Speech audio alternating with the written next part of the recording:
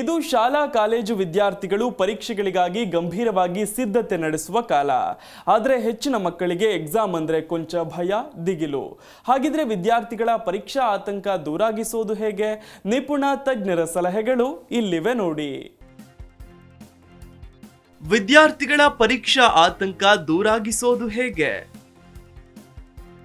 Clinical psychologist ಸಲಹೆ ಇಲ್ಲಿದೆ ನೋಡಿ. ಶಾಲಾ ಕಾಲೇಜುಗಳಿಗೆ ಹೋಗುವ ಮಕ್ಕಳಲ್ಲಿ ಯಾವಾಗಲೂ ಈ ಪರೀಕ್ಷಾ ಭಯ ಇದ್ದೇ ಇರುತ್ತೆ. ಅದರಲ್ಲೂ ಇನ್ನು ಕೆಲವೇ ದಿನಗಳಲ್ಲಿ ಮಕ್ಕಳಿಗೆ ಪರೀಕ್ಷೆಗಳು ಆರಂಭಗೊಳ್ಳಲಿದೆ. ಇದು ಬರೀ ವಿದ್ಯಾರ್ಥಿಗಳಿಗೆ ಮಾತ್ರವಲ್ಲ, ಪೋಷಕರಿಗೆ, ಶಿಕ್ಷಕರಿಗೂ ಒತ್ತಡದ ಸಮಯವೇ ಸರಿ.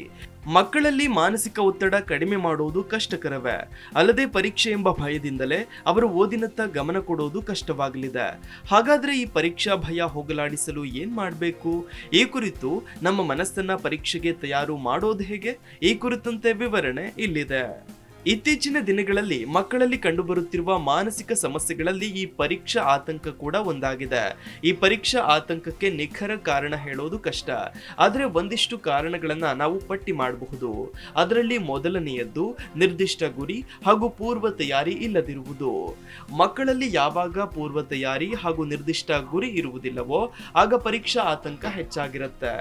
ನಾನು ಪರೀಕ್ಷೆಗೆ ಹೇಗೆ ತಯಾರಾಗಬೇಕು, ಯಾವ ಪ್ರಶ್ನೆಗೆ ಉತ್ತರ ಬರೀಬೇಕು, ಯಾವ ಪ್ರಶ್ನೆ ಕೇಳಬಹುದು, ಎಷ್ಟು ಓದಿಕೊಳ್ಬೇಕು, ಈ ರೀತಿಯ ನಿರ್ದಿಷ್ಟ ಗುರಿ ಮತ್ತು ತಯಾರಿ ಇಲ್ಲದಿದ್ದರೆ ಸಹಜವಾಗಿಯೇ ಮಕ್ಕಳಲ್ಲಿ ಆತಂಕದ ಸ್ವಭಾವ ಕಾಣಬಹುದು. ಇನ್ನು ಸ್ಪರ್ಧಾತ್ಮಕ ಮನೋಭಾವ. ಮಕ್ಕಳಲ್ಲಿ ಈಗ ಹೆಚ್ಚಿನ ಆತಂಕಕ್ಕೆ ಕಾರಣವಾಗಿರುವುದು ಈ ಸ್ಪರ್ಧಾತ್ಮಕ ಮನೋಭಾವವೇ. ಆರೋಗ್ಯಕರ ಸ್ಪರ್ಧೆಯಲ್ಲಿ ಮಕ್ಕಳು ಕಲಿಕೆಯಲ್ಲಿ ಗಮನವಿಟ್ಟರೆ, ಅನಾರೋಗ್ಯಕರ ಸ್ಪರ್ಧೆಯಲ್ಲಿ ಯಾವಾಗಲೂ ಒತ್ತಡ ಹಾಗೂ ಆತಂಕ ಎದುರಾಗುತ್ತೆ.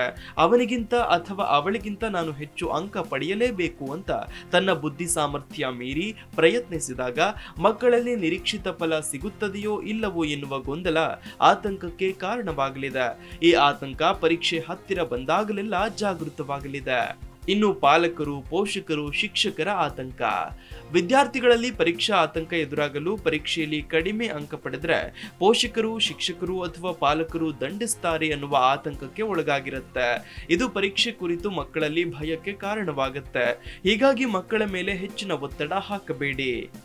ಹಾಗಾದ್ರೆ ಮಕ್ಕಳಲ್ಲಿ ಈ ಪರೀಕ್ಷಾ ಭಯ ಹೋಗಲಾಡಿಸೋದು ಹೇಗೆ ಅಂತ ಕೇಳಿದ್ರೆ, ಮಕ್ಕಳಿಗೆ ಸರಿಯಾದ ಗುರಿ ಮತ್ತು ತಯಾರಿ ಮಾಡಿಸೋದು. ಮಕ್ಕಳಲ್ಲಿ ಪರೀಕ್ಷಾ ಭಯ ಹೋಗಲಾಡಿಸಲು ಪೋಷಕರು ಮುಖ್ಯವಾಗಿ ಈ ಕೆಲಸ ಮಾಡಬೇಕಾಗತ್ತೆ. ಅವರನ್ನ ಮೊದಲಿನಿಂದಲೇ ಪರೀಕ್ಷೆಗೆ ತಯಾರು ಮಾಡೋದು, ಜೊತೆಗೆ ಅವರ ಗುರಿಯನ್ನ ಅವರಿಗೆ ಮನದಟ್ಟಾಗುವಂತೆ ವಿವರಿಸೋದು. ಎಲ್ಲಾ ಮಕ್ಕಳಿಗೂ ಕೂಡ 90% ಅಂಕ ಗಳಿಸೋದು ಕಷ್ಟದ ಕೆಲಸ.